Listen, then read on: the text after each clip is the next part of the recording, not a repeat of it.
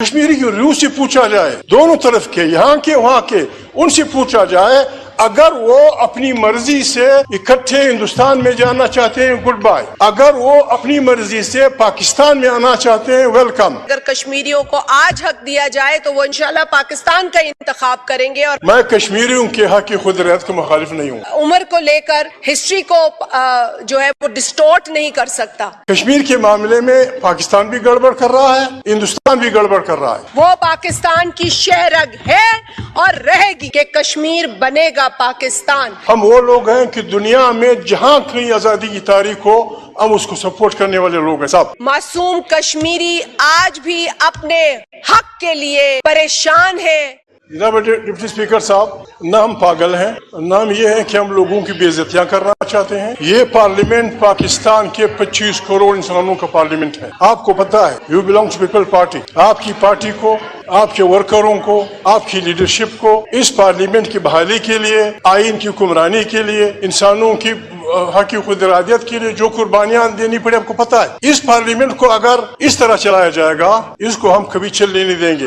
جب اسپیکر ابھی ایک ریزولوشن پیش ہوا کشمیر کے بارے میں نے اپوز کیا۔ میں کشمیریوں کے حق کی خود ارادی کا مخالف نہیں ہوں۔ ہم وہ لوگ ہیں کہ دنیا میں جہاں کہیں آزادی کی تاریخ ہو ہم اس کو سپورٹ کرنے والے لوگ ہیں صاحب۔ کشمیر کے معاملے میں پاکستان بھی گڑبڑ کر رہا ہے، ہندوستان بھی گڑبڑ کر رہا ہے۔ یہ پارلیمنٹ، اس میں امینڈمنٹ لانا چاہتا ہوں، جو آدمی ہندوستان کی طرف سے کھڑے ہو کے بات کرتا ہے کہ کشمیر انڈیا کا اٹوٹ انگ ہے، وہ کشمیری نہیں ہوتا۔ یہاں سے جو آدمی کھڑا ہوتا ہے کہ کشمیر پاکستان کی شاہ رگ ہے، یہ بھی کشمیری نہیں ہوتا۔ کشمیری کی روح سے پوچھا جائے، دونوں طرف کے، یہاں کے وہاں کے، ان سے پوچھا جائے، اگر وہ اپنی مرضی سے اکٹھے ہندوستان میں جانا چاہتے ہیں گڈ بائی، اگر وہ اپنی مرضی سے پاکستان میں آنا چاہتے ہیں ویلکم، اور اگر وہ کہتے ہیں کہ ہماری جان چھوڑو، آپ بھی ہماری جان چھوڑو، ہندوستان بھی ہماری جان چھوڑیں، ہم آزاد کشمیر ایک مسلم اسٹیٹ بنانا چاہتے ہیں، it should be part of this resolution. دوسری بات جناب اسپیکر، یہ آدمی، جناب اسپیکر، شرم کی بات ہے۔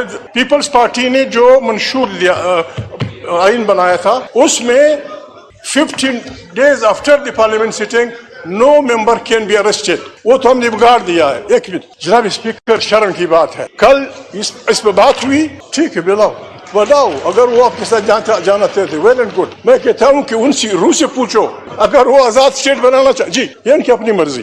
جناب اسپیکر، کل آپ کی جگہ اسپیکر بیٹھا ہوا تھا، میں نے آج غصے میں کہا کہ حوالدار اسپیکر، حوالدار اس لیے جناب اسپیکر خدا کو مانے 25 لاکھ کروڑ انسانوں کا وہ ہے، آپ ایجنسیوں کو یہاں لوگوں کے ٹیلی فون ٹیپ کرنے کی اجازت دیتے ہیں اور لوگوں کو بولنے نہیں دیتے، لوگوں کو آپ بحث کرنے نہیں دیتے۔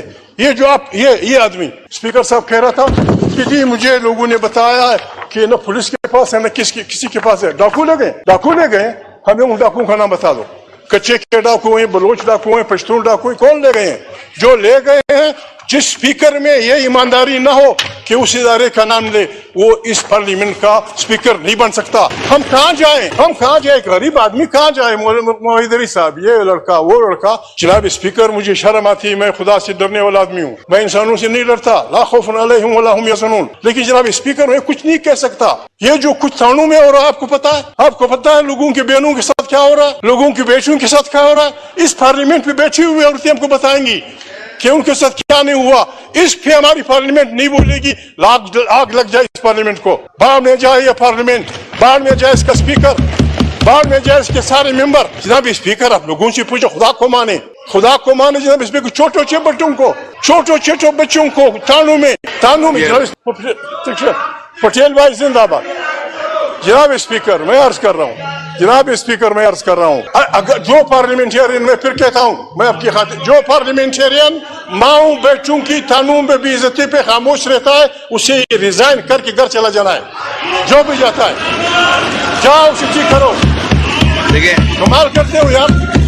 جناب اسپیکر میں عرض کر، جناب اسپیکر، بات یہ تھانوں میں چھوٹے بچوں کے کپڑے اتارے جاتے، خدا کو مانے، اس سے جناب اسپیکر میں لکھ کے دیتا ہوں، اس رویے سے پاکستان میں ایسی خانہ جنگی شروع ہو جائے گی جس کو کوئی نہیں روک سکے گا۔ میں اس آدمی کا نام بول رہا ہوں جناب اسپیکر، میں لاؤں گا کل۔ اسٹالن جب لینن کے بعد سنبھال رہا تھا تو اسٹالن کے ایک بہت بڑے کامریڈ کو راہ چلتے پارٹی کارکن نے گولی مار دی۔ جب اسے پوچھا گیا کہ تم نے کیوں، میں وہ نام کر لاؤں گا، میرا وعدہ ہے. بہت سالن کا بہت بڑا آدمی تھا. کارکن نے گولی مار دی کہ اس نے میری بیوی کی بے عزتی کی. آپ لوگوں کی بیویوں کو بے عزت کریں گے، آپ لوگوں کی بیٹیوں کو بے عزت کریں گے، آپ لوگوں کے بچوں کو بے عزت کریں گے، اور پھر کہیں گے لوگ کہیں پاکستان زندہ باد، لوگ کہیں یہ حوالدار اسپیکر زندہ باد. جناب اسپیکر، یہ جو آپ کچھ کر رہے ہیں، پٹیل صاحب سمجھدار آدمی، لکی پڑے بھی، ہماری جو پیپلز پارٹی کے رجا پڑھا لکھا آدمی ہے. سپریم کورٹ نے ایک فیصلہ کیا، بجائے اس کے کہ ہم اس کا احترام کریں، ہم اداروں کو لڑانا چاہتے ہیں، ہم اداروں کو لڑنا چاہتے ہیں. کیا آسمان گرے گا، کیا آسمان گرے گا اگر پارلیمنٹ کچھ سیٹیں دے دیں ان کو؟ کیا ابھی پارلیمنٹ کو آپ کھڑا کر رہے ہیں؟ یہ ہمارا لاؤڈ اسپیکر بڑا پڑھاکو آدمی ہے، ہر وقت اسلام کی بات کرتا ہے. ڈز اسلام، کیا اسلام یہ حکم دیتا ہے؟ اسلام تو یہ حکم دیتا ہے کہ اگر کافر ہے، ہندو ہے، سکھ ہے، مسلمان ہے، اگر اس نے کسی مسلمان سے زیادتی کی ہے، اس کافر کے حق میں فیصلہ کرو. یہ قرآن کا حکم ہے. ہم قرآن کو روزانہ اٹھا کے سر پہ پڑھتے ہیں اور خود اپنے ملک میں لوگوں کی بے عزتی کرتے ہیں. جناب اسپیکر، یہ پارلیمنٹ امام عزیز ہے، کوئی اور کہے یا نہ کہے، میں اس پارلیمنٹ کے لیے کسی سے بھی کسی حد تک سب سے پہلے تو سر میں بات کروں گی جو ریزولوشن آئی ہے مقبوضہ کشمیر کے حوالے سے. ہم یہ ریزولوشن کل لانا چاہ رہے تھے، اور یہ ایک ایسا ایشو ہے جس پر پوری قوم متفق ہے اور متفق ہونا چاہیے. کل ایک افسوسناک خبر کی وجہ سے یہ ریزولوشن نہیں آ سکی، اسی لیے آج یہ ریزولوشن پیش ہوئی ہے.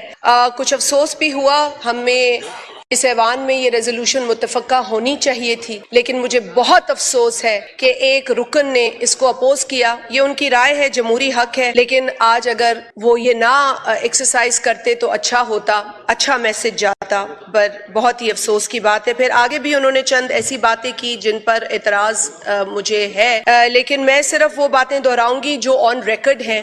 یو این کے اندر 1948 میں ایک ریزولوشن نمبر 47 موو ہوئی ہے. اس ریزولوشن کا متن بڑا واضح ہے، یہاں پر آج سٹیٹنگ دی obvious نہیں ہوا ہے. یہ ریزولوشن کا متن 1948 سے پڑا ہوا ہے کہ وہاں پر ایک پلیبسائٹ ہو اور کشمیری جو مقبوضہ کشمیر میں مقیم عوام ہیں، جو بھارت کے ظلم اور جبر کا شکار ہیں، جن کے ساتھ زیادتیوں کا انبار اور پہاڑ ٹوٹ پڑے ہیں جن پر، ان سے پوچھا جائے کہ وہ کیا چاہتے ہیں.